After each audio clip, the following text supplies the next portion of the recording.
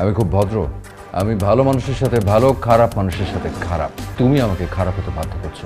অফিসে তুমি আমার বস, কিন্তু বাড়িতে আমি তোমার বস।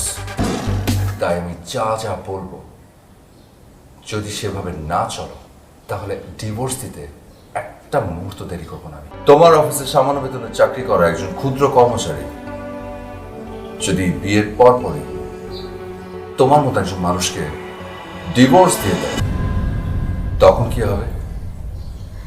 ওই অপমান তুমি সহ্য করতে পারবে? তুমি চোখ গরম দেবে, আমি তোমাকে ডিভোর্স দেবো। গলা উঁচু করে কথা বলবে, ডিভোর্স দেবো। আমার কথার এদিক থেকে সেদিক হবে, আমি তোমাকে ডিভোর্স দেবো।